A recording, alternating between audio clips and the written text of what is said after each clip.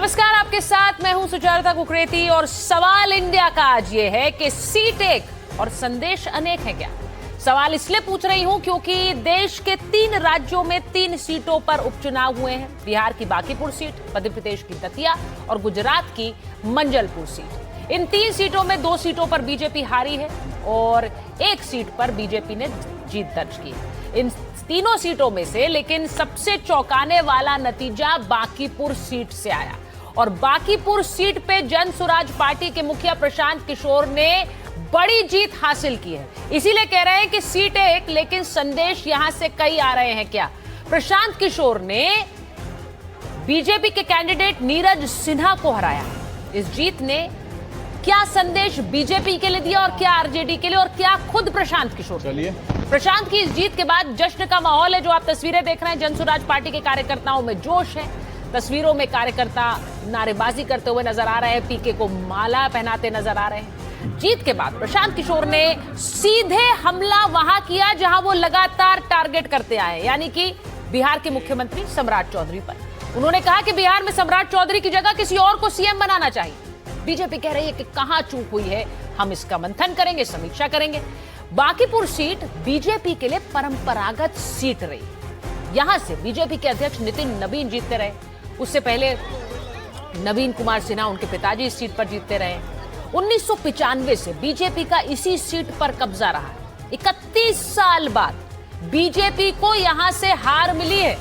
प्रशांत किशोर को 48% से ज्यादा वोट मिले, बीजेपी को 34% से ज्यादा वोट मिले, आरजेडी को 11% से के करीब वोट मिले हैं। अब बांकीपुर विधानसभा सीट पर 1 साल से भी कम अंतराल पर उपचुनाव होता है और ऐसे में मतदाताओं के लिए बहुत ज्यादा आकर्षण नहीं रहा। तो क्या ये एक बड़ा कारण है कि बीजेपी का वोटर चिटका, या फिर एक बड़ा कारण यह भी है कि बीजेपी का वोटर उससे अलग होकर प्रशांत किशोर की ओर गया है। बांकीपुर में इस बार मामला थोड़ा अलग है। यहाँ सवर्ण वोटर संख्या अच्छी तादाद में है, उनमें भी कायस्थ बहुसंख्यक है। प्रशांत किशोर का यहां से जीतना यह बताता है कि बीजेपी के वोट बैंक में क्या सेंध लगी है। यही वजह है कि प्रशांत किशोर को 48% से ज्यादा वोट मिले। पीके की जीत की एक और बड़ी वजह यह भी सामने आ रही है कि उन मुद्दों को उन्होंने उठाया जिनसे बिहार के आम लोग जूझ रहे हैं। बांकीपुर की जनता ने इस बार बीजेपी और आरजेडी दोनों से ही नाराजगी दिखाई है। तो क्या इसका सीधा मतलब यह है कि प्रशांत किशोर एक थर्ड ऑल्टरनेटिव के रूप में बिहार की राजनीति में उभर रहे हैं? जब उन्होंने बिहार के विधानसभा चुनावों में अपनी पार्टी को उतारा था तो उस समय उनका खाता भी नहीं खुला था, लेकिन उपचुनाव में आते ही एक बड़ी जीत, और वो भी वो सीट जो कि बीजेपी के राष्ट्रीय अध्यक्ष की सीट मानी जाती रही, उस सीट पर जीतना अपने आप में एक बड़ा संदेश है। अब सवाल कई सारे हैं। मेरे मेहमान उसी पर जुड़ रहे हैं क्योंकि उनसे हम पूछेंगे कि इस जीत के मायने बीजेपी के लिए क्या है, इस जीत में संदेश आरजेडी के लिए क्या छुपा है। इस सब में मैं अपने मेहमानों पर जाऊं और कुछ बयान आपको सुनाऊं। प्रशांत किशोर ने खुद क्या कहा है इस जीत पर, उससे पहले आपको बता दूं कि आखिर 31 के बजाय 32वें राउंड की वोटिंग भी के मायने क्या है। दरअसल काउंटिंग पूरी होने के बाद 6 मशीनें रैंडमली चुनी गई, उनकी गिनती वीवीपैट से मिलाई जा रही है, यानी 6 ईवीएम्स के वोटों की गिनती 32वें राउंड में हो रही है। और ये सिर्फ एक तरह का मिलान है, ये बताने के लिए कि जो वोटिंग प्रक्रिया हुई है वो बिल्कुल सटीक हुई है। तो आपको जरा सबसे पहले सुनवा देती हूं वो बयान जो इस चुनाव के दौरान आए हैं और जो अपने आप में कई सवाल खड़े कर रहे हैं।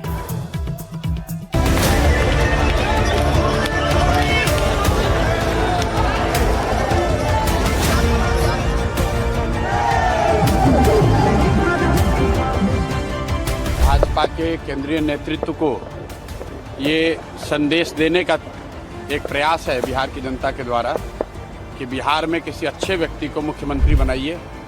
आपको जनता ने 202 विधायक जिताए हैं। किसी अपराधी, किसी गलत चाल चरित्र चेहरा वाले व्यक्ति को बिहार का नेतृत्व मत दीजिए, अच्छे आदमी को बनाइए। बांकीपुर का जो उपचुनाव है सिर्फ राष्ट्रीय जनता दल को ही मंथन करने की आवश्यकता है, क्योंकि बीजेपी को तो पहले से रिजल्ट पता था। हम कभी भी ठीकरा चुनाव आयोग या ईवीएम पर नहीं फोड़ते हैं। ये विपक्ष के लोगों के तरह पार्टी गहन समीक्षा करेगी।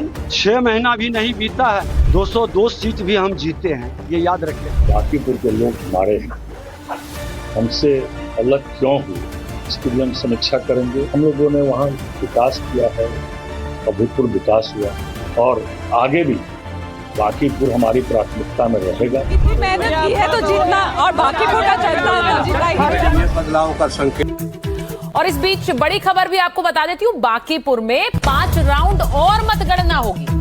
31 के बजाय 36 राउंड वोटों की गिनती होगी। दरअसल काउंटिंग पूरी होने के बाद 6 मशीनें रैंडमली चुनी गई हैं। उनकी गिनती वीवीपैट से मिलाई जा रही है, यानी 6 ईवीएम्स की वोटों की गिनती 32वें राउंड में हो रही है। ये एक तरह से मिलान हो रहा है, जो वोट पहले काउंट हुए हैं, यानी इसका जीत पर कोई असर नहीं पड़ने वाला है, लेकिन ये काउंटिंग चल रही है। एक बार सोमू के पास चलते हैं। सोमू, मैं ये सही कह रही हूँ कि इसका परिणामों पर कोई असर नहीं पड़ेगा? ये एक रैंडमली चुनी गई, एक बार फिर से मिलान करने के लिए राउंड चुना गया है? बिल्कुल, देखिए, जब हमें बताया गया कि जब काउंटिंग हो रही होती है तब अलग अलग राउंड में ईवीएम सेलेक्ट करने का विकल्प होता है प्रत्याशियों के पास। कुल 6 ईवीएम जो है वो रैंडमली सेलेक्ट की गई हैं। 2 ईवीएम एक राउंड में सेलेक्ट की गई हैं और बाकी जो 4 ईवीएम हैं वो अलग अलग राउंड में सेलेक्ट की गई हैं और इसीलिए कुल 5 राउंड की काउंटिंग बढ़ी है। पहले 31 राउंड की काउंटिंग होनी थी, क्योंकि 6 ईवीएम जो है वो रैंडमली सेलेक्ट की गई हैं और इनमें से 2 एक राउंड में और बाकी के ईवीएम्स की गिनती जो है वो 4 राउंड में होगी। इनमें ये देखा जाएगा कि जो ईवीएम में वोट काउंट्स आ रहे हैं और जो वीवीपैट में है वो उसमें मैच है या नहीं है। ऐसा इसलिए किया जाता है ताकि सभी प्रत्याशियों को एक तरह से संतुष्टि रहे कि किसी तरह की कोई गड़बड़ी जो है वो चुनाव में नहीं हुई है।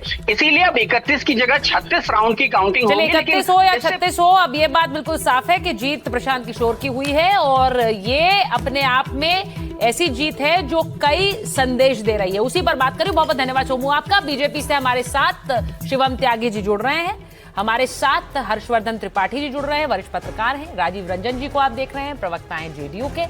अजय यादव जी हैं, प्रवक्ता आरजेडी की। प्रियंका गुप्ता जी, प्रवक्ता कांग्रेस पार्टी की। और कुमार सौरभ सिंह, प्रवक्ता है जन स्वराज के। बहुत बहुत स्वागत। अगर मैं सौरभ जी आज आपके साथ ही शुरुआत कर लेती हूँ, दिन तो आप ही का है। पीके जीत गए हैं चुनाव। अब लोग यही कह रहे हैं कि उस समय चुनाव में अगर बिहार विधानसभा में भी उतर जाते तो शायद परिणाम अलग होता, लेकिन आप बताइए आपके लिए पीके की जीत के मायने क्या हैं? यहाँ बीजेपी भी सुन रही है, आरजेडी भी सुन रही है। जी बिल्कुल, हमारे लिए जीत के मायने ये हैं कि आज बांकीपुर की जनता को सबसे पहले आपके माध्यम से हृदय से धन्यवाद, बहुत आभार। जिस प्रकार से जाति, धर्म, संप्रदाय, वर्ग, राजनीतिक दल, विचारधारा का बंधन तोड़कर पूरी मजबूती के साथ प्रशांत किशोर जी को उन्होंने अपना आशीर्वाद दिया है, इसके लिए बड़ी शालीनता से हम किसी प्रकार की टिप्पणी नहीं करना चाहते। किसने क्या कहा, उसने क्या कहा। एक लाइन की बात है कि प्रशांत जी को ये आशीर्वाद मिला है तो उसमें सभी लोगों का समर्थन है, उनका आशीर्वाद है। जिन्होंने वोट नहीं भी दिया है उनका भी धन्यवाद है। एक बात बहुत तय है जो हम बार बार कह रहे थे, चुनाव के पहले भी कह रहे थे कि ये चुनाव सरकार बनाने या बिगाड़ने का चुनाव तो नहीं है, लेकिन एक सीट बहुत कुछ तय करेगा। जनसुराज के लिए भी बहुत आवश्यक है और बिहार के लिए भी बहुत आवश्यक है कि एक मजबूत आवाज बिहार के विधानसभा में जाए, जो सरकार से ये कहे कि भाई हमने 2014 में 31 सीटें, 2019 में 39 सीटें, 2024 में फिर से 30 सीटें दी हैं और बिहार को जनसंख्या के आधार पर 10% और इवन 292 में लगभग 30 सीटें भी 10% है।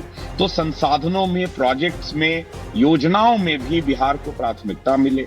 हमारे यहाँ सिर्फ 5 किलो राशन और अनाज और 1 GB डेटा जैसी बात ना हो। जो वादे किए गए, 1 करोड़ रोजगार के, 2 लाख महिलाओं को सशक्तिकरण के, सौरभ जी, ये सारे वादे पूरे हो। और एक मुझे 30 सेकंड और देखिए, हमने बार बार कहा कि बिहार की जनता के साथ एक जनादेश की भी चोरी हुई है, जहां 25 से 30 फिर से नीतीश कहकर सम्राट चौधरी जी को गद्दी पर बिठा दिया गया। वो बिहार को स्वीकार्य नहीं है।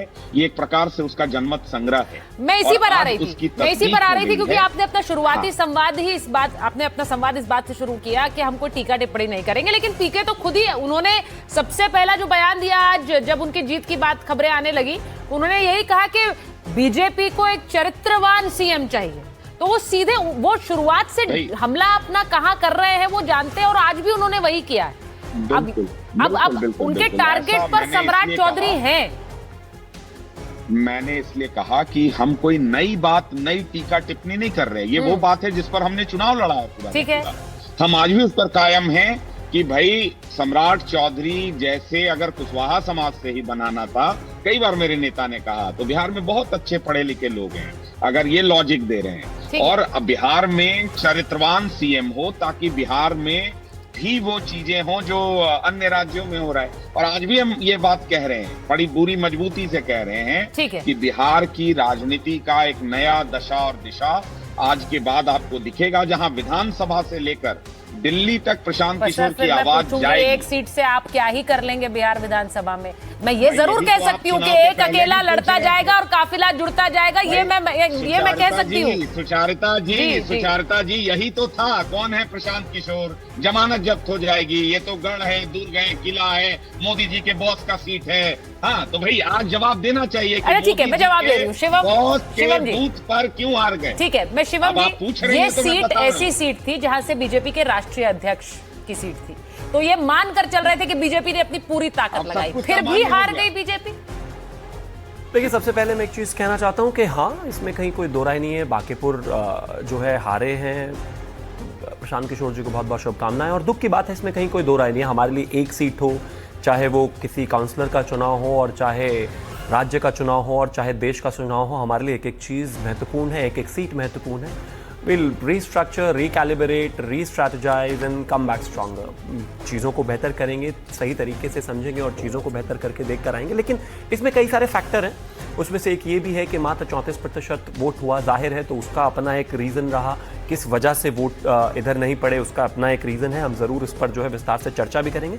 हाँ, अध्यक्ष जी की सीट है, ये बात बिल्कुल ठीक है। लेकिन कुमार सौरभ सिंह जी की बड़ी बड़ी बातों के लिए मैं बस यही कहना चाहूँगा, अभी कुछ ही दिन पहले ही तो क्या हाल हुआ था आपका, आप जानते ही है ना। बिहार की जनता ने अपना मैंडेट बहुत शानदार तरीके से फॉरवर्ड लुकिंग ना, हम पीछे देखकर क्या करेंगे? हमें तो आगे का सोचना है। अब आगे भी आप रणनीति आगे को सोचकर बनाएंगे या पीछे देखकर बनाएंगे? बीच में नहीं बोलना भाई। अरे अभी एक ही सीट जीते हो भाई, इतना अग्रेसिव नहीं होना है। अभी एक ही सीट जीते हो तो बड़े नाराज हो जाते हैं। अरे भाई अपने समय में बोला करो। मैं सुचारिता जी, आप ऐसा चाहते हैं मैं ऐसे करूं? मैं ऐसा नहीं चाहता। यही तो प्रॉब्लम है भाई। एक सीट जीते नहीं, एक सीट पे बैठे नहीं कि कार का विंडशील्ड तोड़कर बाहर निकलने को तैयार हो गए। रुकिए भाई, एक एक करके बोलते हैं ना प्लीज। एक एक करके बात करते हैं, एक एक करके बात करते हैं। लड़ना नहीं करना है। रुकिए जरा भाई, एक बार रुकिए। हाँ, तो मैं बस एक ही चीज कहना चाहता हूँ कि हाँ, आपने बिल्कुल ठीक कही कि पॉलिटिक्स इज फॉरवर्ड लुकिंग, इसमें कहीं कोई दो राय नहीं। बट हमेशा जब कभी भी आपको किसी भी चीज को सही कॉन्टेक्स्ट में सही रखना होता है, पास से रेफरेंस लेकर या फ्यूचर में जाते हैं, इसमें कहीं कोई दो राय नहीं है। वो बुरी तरह से हारे थे, क्या हाल उनका हुआ ये भी जानता है देश, बिहार भी जानता है, सब जानता है। आज वो जीते हैं, मेरी तरफ से शुभकामनाएं। उसके 10 फैक्टर्स हैं, हम बैठकर उसको इवैल्यूएट करेंगे। और एक चीज मैं बस एक और चीज कहना चाहता हूं कि जो बहुत लोग कह रहे हैं कि ये भविष्य की आहट है, तमाम तरह की चीजें हैं। मैं अभी अरविंद केजरीवाल का आपको देख रहा था, भविष्य की आहट है। हाँ, ऐसा लोगों ने लगातार लिखा और कहा, ऑपोजिशन वालों ने। तो मैं बस एक ही चीज कहना चाहता हूं, ऐसा काफी बार हुआ है पहले भी। अब बहुत रिसेंट की तो नहीं, लेकिन हमारा गोरखपुर में ही ये हुआ था, जब हम गोरखपुर का उपचुनाव हार गए। उसके बाद कहा था कि भाजपा की स्थितियां बहुत खराब है। इनफैक्ट हम राज्य भी बहुत बार हारे हैं। सेंट्रल चुनाव से पहले 2019 से छत्तीसगढ़, मध्य प्रदेश, राजस्थान हार गए थे। उसके बाद तो ये हो गया था, ये बस हारने ही वाले। हम वो लोग नहीं है कि जो बहुत अहंकारी हैं, जो कहते हैं नहीं देखेंगे नहीं, कुछ नहीं होता। हाँ, बैठेंगे, चर्चा करेंगे, विचार करेंगे, रिस्ट्रक्चर करेंगे, रिस्ट्रैटेजाइज करेंगे, रिकैलिब्रेट करेंगे और वापस आएंगे मजबूती के साथ। ठीक है, ये तस्वीरें देख लीजिए। अभी तो मजबूत ग्राउंड पर प्रशांत किशोर नजर आ रहे हैं। एक सीट के लिए उनको बहुत बहुत शुभकामनाएं। मुझे लगता है कि बड़बोला होने से बेहतर है कि धीरे-धीरे तो हल्के में। हाँ, मैं तो बिल्कुल हल्के में नहीं। क्यों? मैं बार-बार कह रही हूँ, बीजेपी ने भी तो 2 सीट से शुरुआत की, आज कहां पहुंची है? आज सरकार बना रही, कितने राज्यों में सरकार है। तो ये अगर एक सीट से चल रहा है, क्यों आप मानकर चल रहे हैं आगे विस्तार नहीं कर सकते? तो अगर हम 34 साल में पहुंचे तो 34 का डबल कर दीजिए, 68 साल में ये भी कहीं ना कहीं पहुंच ही जाएंगे। भाई आपने कहा कि हम 2 से शुरू किए, हम 2014 में यहाँ पहुंचे, तो मुझे पूरी उम्मीद है 68 साल बाद वो भी वहां पहुंच जाएंगे। ठीक है, मैं एक बार सुनिए, राजीव जी के पास जा रही हूँ। एक मिनट मैं एजिया जी के पास जाऊंगी, राजीव जी के पास जाऊंगी और प्रियंका जी के पास। लेकिन पहले मैं राजीव जी के पास जा रही हूँ। राजीव जी, बहुत से जो राजनीतिक विश्लेषक हैं और पत्रकार, वो ये भी सोच रहे हैं कि भाई देखिए, प्रशांत किशोर की भले ही एक सीट से शुरुआत है, लेकिन जिस तरह से नीतीश कुमार की राजनीति रही, वो जोड़कर चलते रहे, उस तरह की राजनीति क्या प्रशांत किशोर की बन सकती है? नहीं, मुझे ऐसा लगता है प्रशांत किशोर जी एक व्यक्ति के तौर पर जो अब तक की उनकी कामयाबी है, अभी उस पर उन्हें कम से कम आश्वस्त होना चाहिए कि सही दिशा में आगे बढ़े तो फिर कुछ बातें रख पाएंगे जी। लेकिन 8 महीने पहले उनके ज़्यादातर उम्मीदवारों की जमानत जब्त हुई थी। एक विधानसभा क्षेत्र में उन्होंने जीत दर्ज की है। तो निसंदेह जो उस विधानसभा क्षेत्र में जिन वजहों से वो जीते हैं और जिन वजहों से हम हारे हैं, तो हमारा जो पक्ष है कि हम जीतते हैं या हारते हैं, दोनों परिस्थितियों में उसकी समीक्षा होती है, विश्लेषण होता है। हाँ। और ये सच है कि अनेक अवसरों पर उपचुनाव हम लोग हारते हैं, लेकिन उसके बाद जो बड़े चुनाव होते हैं उसमें शानदार वापसी भी करते हैं। तो ये अभी 2030 तक के लिए ये जनादेश है, हमारे पास पर्याप्त समय है। अगर बांकीपुर में अपेक्षा के अनुरूप नतीजे नहीं आए हैं, किन वजहों से नहीं आए, कौन से ऐसे मुद्दे हैं जिनको हम समझ नहीं पाए या तरीके से उसको एड्रेस नहीं कर पाए, और रणनीति में कहाँ चूक हुई जी। तो ये सारे सवाल जब विश्लेषण होगा, समीक्षा होगी तो उभर करके आएंगे। लेकिन मैं प्रशांत जी के लिए एक बात जरूर कहूँगा, प्रशांत जी में निरंतरता की कमी अब तक तो दिखी है।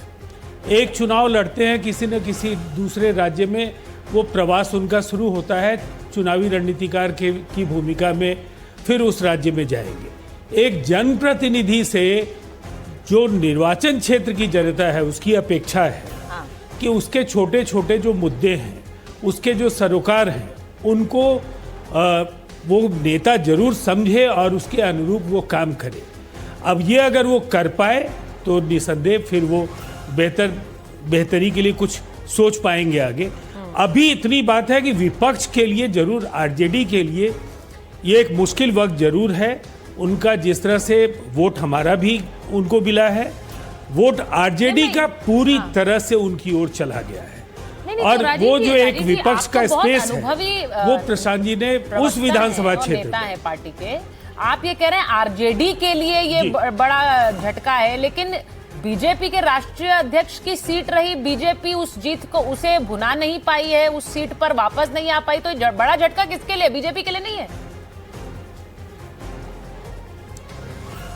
नहीं, मैंने तो आपको कहा जी, जीत या हार दोनों परिस्थिति में हम नतीजे का विश्लेषण करते हैं, उससे सीख लेने की कोशिश करते हैं, वो बदलाव सुनिश्चित करते हैं जिससे उन गलतियों का दोहराव नहीं हो, और यही शायद बड़ी कामयाबी का ये रास्ता प्रशस्त होता है कि कई ऐसे अवसरों पर हम छोटे चुनाव हारते हैं, उपचुनाव हारते हैं, लेकिन जब आम चुनाव होते हैं, ऐसे कुछ उदाहरण अभी आपको त्यागी जी ने भी दिए हैं, मैं उनको दोहराना नहीं चाहूँगा, लेकिन ये इतने बड़े जश्न का अवसर भी प्रशांत जी के लिए नहीं होना चाहिए। एक जो उत्तरदायित्व का भाव है वो दिखना चाहिए कि विधानसभा क्षेत्र जिसका विकास नीतीश कुमार जी के कार्यकाल में अभूतपूर्व तरीके से हुआ, सम्राट जी ने भी अच्छा काम किया है इस विरासत को आगे बढ़ाने में। देखिए वो उसी विरासत पर अटैक कर रहे हैं, खरे उतरना जिसको नितिन नवीन जी ने भी लंबे समय तक अपना नेतृत्व दिया,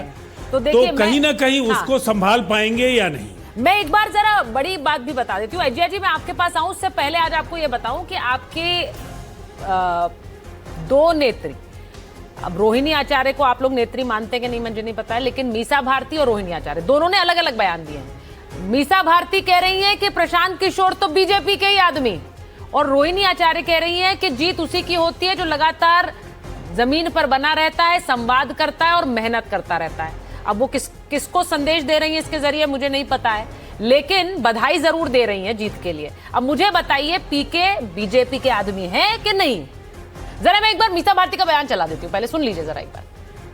बांकीपुर का जो उपचुनाव है सिर्फ राष्ट्रीय जनता दल को ही मंथन करने की आवश्यकता है, क्योंकि बीजेपी को तो पहले से रिजल्ट पता था।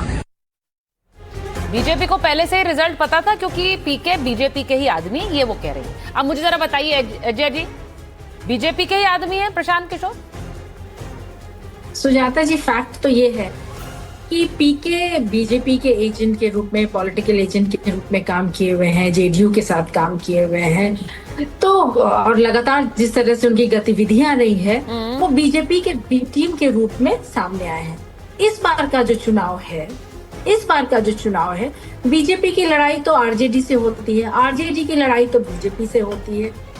ये जो सीट है पाटलिपुत्रा वाला सीट 35 साल से बीजेपी क्लेम कर रहे हैं कि हमारे सीट है, ट्रेडिशनली हमारी सीट है। आरजेडी ठीक है लड़ती रही है चुनाव, पिछले बार 40,000 वोट आए थे तो उस बार वोटिंग परसेंटेज भी ज्यादा हुआ था, इस बार वोटिंग परसेंटेज भी कम आए और त्रिकोणीय हो गया और जनसुराज जी की पार्टी पीके जी को ज्यादा वोट आए और वो विधानसभा जा रहे हैं। अब तो ये देखने में कुछ समय में साफ क्लियर हो जाएगा कि वो बीजेपी की टीम है कि वो बीजेपी की टीम नहीं है, लेकिन उनका अगर आप पास देखें तो वो बीजेपी की बी टीम के रूप में ही काम करते रहे हैं। के साथ भी काम किया तो फिर ये कोई गणित थोड़ा ही बैठता है। वो नीतीश जी के साथ काम किए हैं, वो बीजेपी के साथ काम, तो वो ममता जी के साथ भी काम किए, तब कैसे? वो तो साउथ में भी जाकर काम करके आए। ऐसे में आप अगर ये कहें कि वो सिर्फ बीजेपी के होकर रह गए तो ये क्या आकलन सही है? और रोहिणी आचार्य क्यों दे रही है बधाई? रोहिणी जी क्यों कह रही है कि जीत उसी को मिलती है जो सड़क पर संवाद बना रहता है और संवाद करता है लोगों से? बधाई तो मैं भी भूल गई, बधाई तो मुझे भी पीके को देना चाहिए था, प्रशांत किशोर जी को। हाँ। बहुत बहुत बधाई। चलिए आप एक हॉट सीट बांकीपुर पटना जिला का ये सीट है, इससे आप जीते, विधानसभा जाने का मौका मिला। बहुत बहुत आपको बधाई। और जो 35 साल से वहां की जनता जो त्रस्त थी नितिन नवीन जी के कारण, उनके पिताजी के कारण जो वहां से लगातार विधायक बन रहे थे, चलिए ये जनता भी आज खुश है कि जो गर्दिश में बांकीपुर को मिला दिया गया था, एक उम्मीद है कि पीके वहां से आए। लेकिन सुजाता जी मैं एक बात और बोलती हूँ, आज पीके जितनी मांगों को वो रखे हैं कि पलायन रोकना है, यूथ के लिए काम करना है, बेरोजगारी दूर करना, ये सारी बातें तो तेजस्वी जी ही बोल रहे थे कि नहीं बोल रहे थे। और जहां तक पीके का सवाल है, ये कुछ महीने पहले तक बीजेपी की बी टीम के रूप में काम कर रहे थे और वो साफ नजर आ जाएगा कुछ महीने में कि वो कर क्या रहे हैं। देखिए 31 साल तक जनता जिताती नहीं है अगर वो त्रस्त होती है। आपने कहा बीजेपी से त्रस्त रही, तो फिर वो 31 साल तक क्यों जिताती रही, ये भी अपने आप में एक सोचने का विषय है। अच्छा 10 सेकंड चाहिए शिवम को। शिवम जी आप बोलिए, फिर मैं हर्षवर्धन जी को बताऊं। देखिए हम भाजपा वाले जो हैं भगवान श्री कृष्ण के भक्त हैं, भगवान श्री कृष्ण नहीं है कि जीत भी हम ही रहे हैं, हार भी रहे हैं हम ही, हर दूसरी पार्टी हमारी एजेंट है, पीके भी हमारे हैं, केजरीवाल भी हमारी बी टीम, कांग्रेस भी हमारी बी टीम, जेएम भी हमारी बी टीम, ममता बनर्जी भी हमारी टीम हो जाती है। भैया तय करो, ऐसा नहीं है मतलब। और दूसरा एक और चीज है, कौन किसकी बी सी डी टीम है, आप अपने घर परिवार को देखो। सबसे पहले एक पिता की 2 बेटियां, उन दोनों के जो लाइन है वो अलग अलग है। भाई रोहिणी जी कुछ और कह रही है, मीसा जी कुछ और कह रही है, तो मुझे लगता है कि लाइन तो चुनाव के दौरान ही अलग अलग हो गई थी ना। पहले ही हमने देखा था वो अलग, पिछला चुनाव हुआ, इस चुनाव में, पिछले चुनाव में ही अलग अलग हो गई थी। लेकिन इस हिसाब से तो अगर सबको देखा जाए, वो तो अपना हार मान ही नहीं रहे हैं, वो तो पहले हारे बैठे, कह रहे तय भाई हम तो है ही नहीं, कहीं कॉन्टेस्ट में ही नहीं है। अच्छा, तो हम तो कह रहे हैं कि हाँ कहीं ना कहीं दिक्कत है, इसका विश्लेषण करेंगे, बैठेंगे, बात करेंगे, गठबंधन में भी बैठेंगे, पार्टी में भी बैठेंगे, कहां दिक्कत हुई, कैसे दिक्कत हुई, बिल्कुल इसका विश्लेषण करके इसको बेहतर किया जाएगा। और हम पहले भी ऐसा कर चुके हैं। लेकिन जो लोग अपने आप को प्रिंसिपल ऑपोजिशन पार्टी बिहार की मानते हैं, उनके तो परिवार में ही एक राय नहीं है, बिहार में तो तब एक राय होगी उनको लेकर। ठीक है, मैं हर्षवर्धन जी एक सवाल पूछ रही हूँ। प्रियंका जी मैं आ रही हूँ आपके पास, इसके बाद ही आ रही हूँ। हर्षवर्धन जी जरा बताइए, आप ये जो पूरा चुनाव हुआ, उस चुनाव के बाद ये जो कहा जा रहा था कि ये बीजेपी के लिए झटका है, क्योंकि उनके राष्ट्रीय अध्यक्ष की सीट रही, 31 साल तक बीजेपी जीतती रही, लेकिन इसी के साथ साथ ये आरजेडी के लिए भी झटका है क्या वो उनको प्रिंसिपल ऑपोजिशन बनना चाहिए था यहाँ, लेकिन उनको नहीं बल्कि पीके को चुना है वहां पर जनता ने? देखिए सुचेता जी, सबसे पहले तो प्रशांत किशोर को बधाई।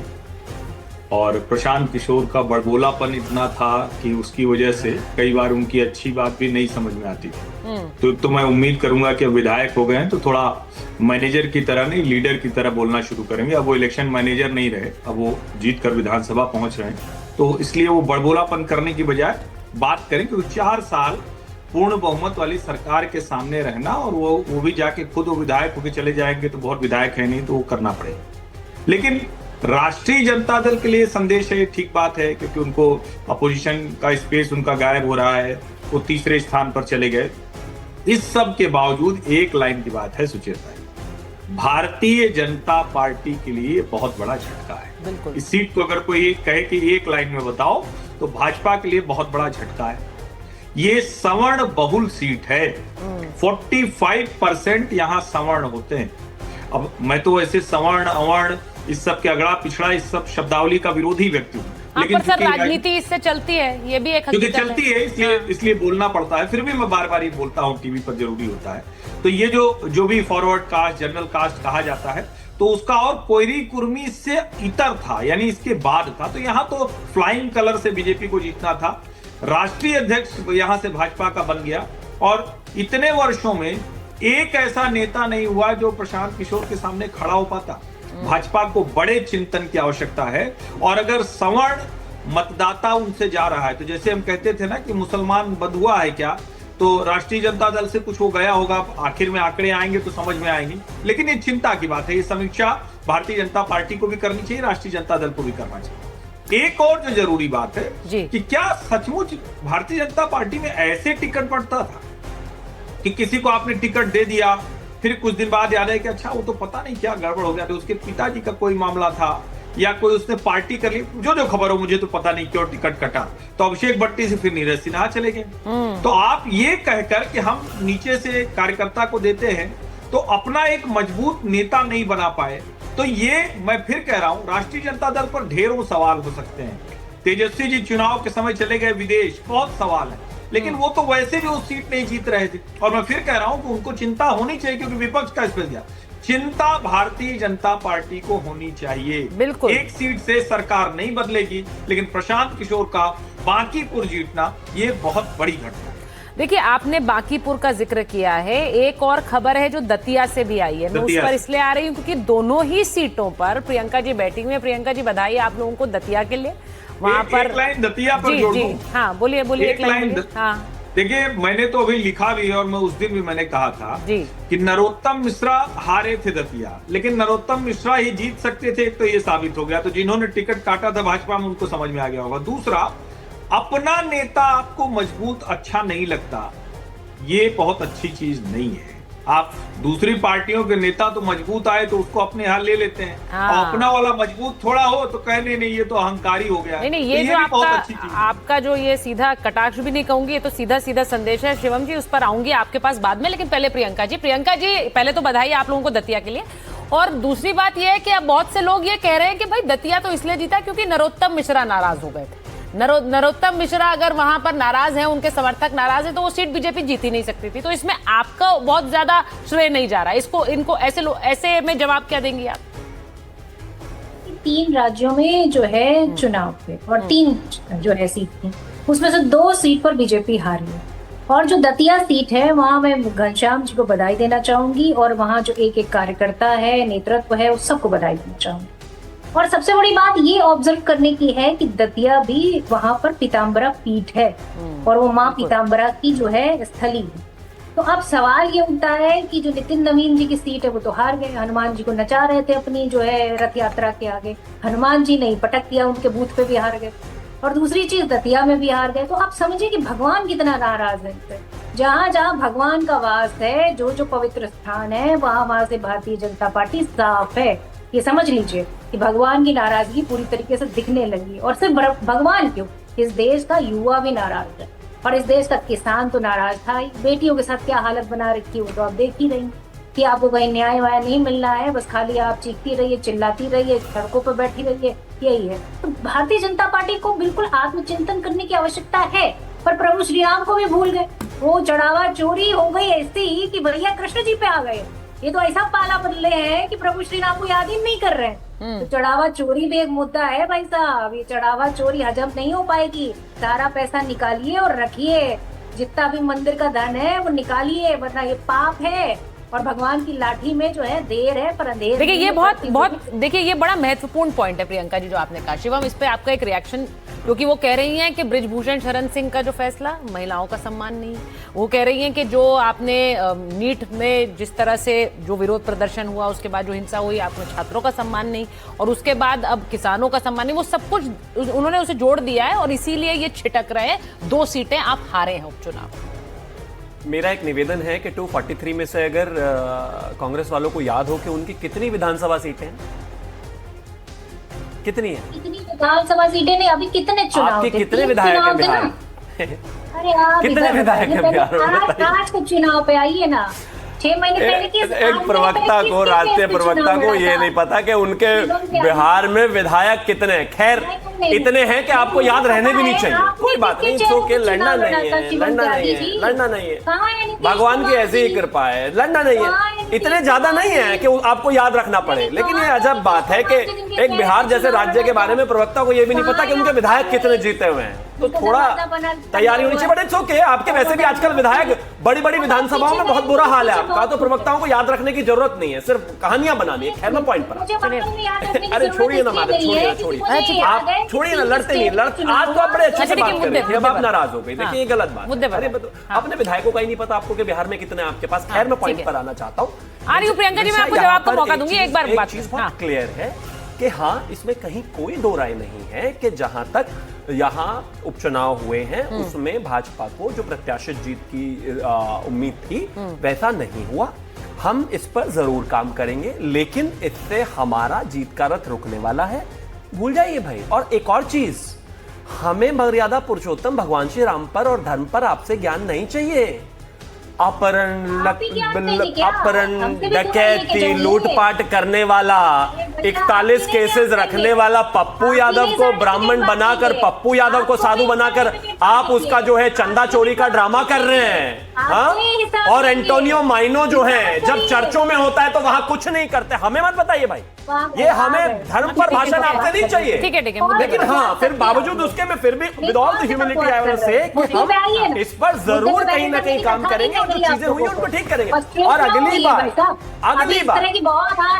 बार आपको विधायक याद करके आना है जिस राज्य के बारे में आप डिबेट करेंगे। मेरा निवेदन है आप, ठीक है, ये अच्छा नहीं लगता, बड़ी बहन है मेरी, ऐसे नहीं होना चाहिए बिल्कुल भी। बताओ ठीक है, प्रियंका जी मैं उनको समय दूंगी, जवाब दीजिए। प्रियंका जी जवाब दे दीजिए, फिर मैं जाऊं।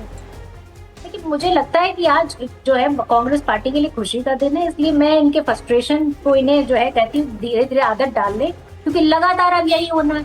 इनके जो मंत्री जी थे उनको तो जाना भी नहीं था, उनको तो ये जो है उनका रेजिग्नेशन भी नहीं होना था, पर करना ही पड़ा। तो धीरे धीरे भारतीय जनता पार्टी को आदत डाल लेनी चाहिए कि उनके खिलाफ जिस तरह की मुहिम बन रही है उसको समझ जाना चाहिए, और आज अपने आप को डिफेंडिंग मोड में ना रख के जनता के जनमत को स्वीकार करना चाहिए। और जो क्या कहते हैं कि जो अंतर जो है डिसीजन होता है या पूरी जो है बिहार में कितने विधायक हैं ये तो बताइए। अरे भाई नितिन नवीन जी आपकी पार्टी के राष्ट्रीय अध्यक्ष हैं। दीदी बिहार में कितने विधायक हैं आपके?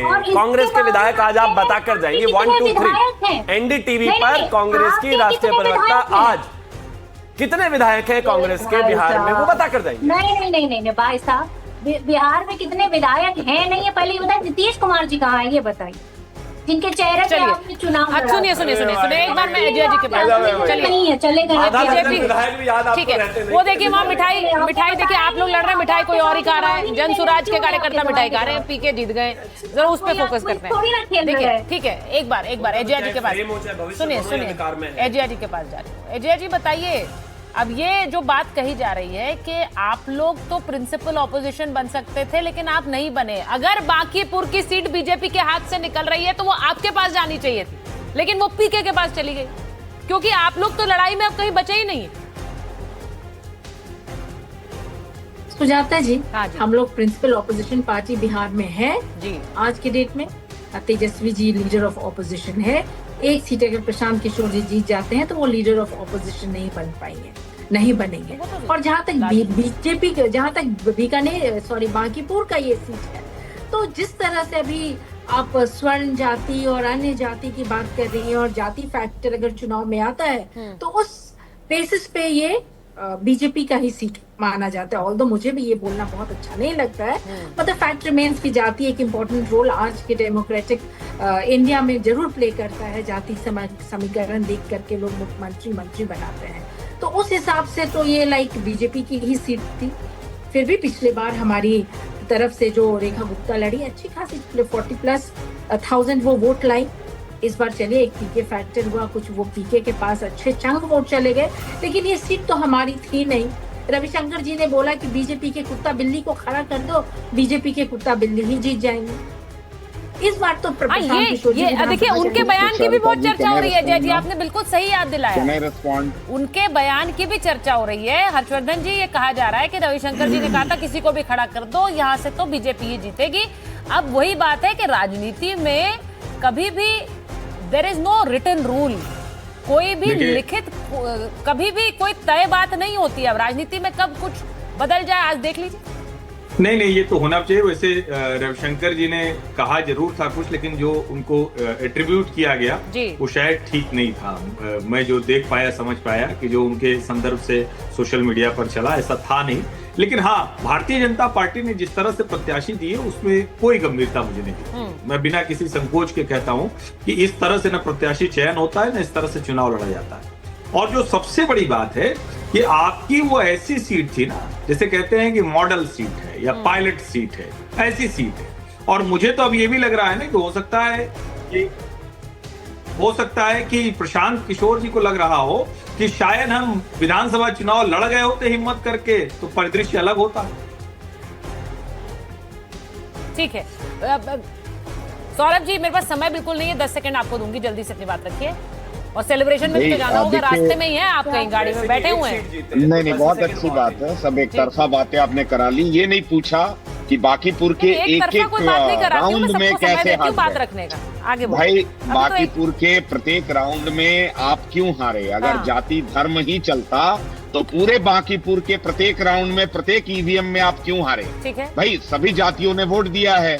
और ये अवर्ण सवर्ण फलाना ढिमका, मैंने शुरू में ही कहा कि भाई आपकी जमीन जा रही है। और शिवम भाई, आपके राष्ट्रीय अध्यक्ष जी, बॉस जी की सीट थी, कितना बूथ था बाकीपुर में?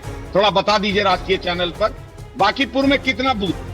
मैं तो सिर्फ एक चीज कहना चाहता हूं मेरे मित्र के, जहां तक राष्ट्रीय अध्यक्ष जी की सीट का सवाल है, प्रवक्ता जी बताइए तो, जहां तक राष्ट्रीय अध्यक्ष जी की सीट का सवाल है, उस पर सिर्फ इतना है कि हम तो हार मान रहे हैं। भाई, हमारी तो हार हुई है, लेकिन इतना तो तय नहीं है ना कि कम से कम हम इस बात को नहीं कह रहे कि जाति आति स्वर्ण मत बताइए, ऐसे मत बताइए। हम तो करेंगे, ऐसा हम करेंगे। चलिए, आज हम तो करेंगे। आज की सबसे बड़े न्यूज मेकर पीके ही हैं। उन्होंने बांकीपुर की सीट जीत ली है। अब उसमें से जो मंथन निकल कर आएगा वो सबके लिए होगा। पीके आगे क्या संदेश देना चाहते हैं, बीजेपी की क्या सीख है, आरजेडी अपने लिए क्या समय आने वाला समय देखती है, सीख सबके लिए है।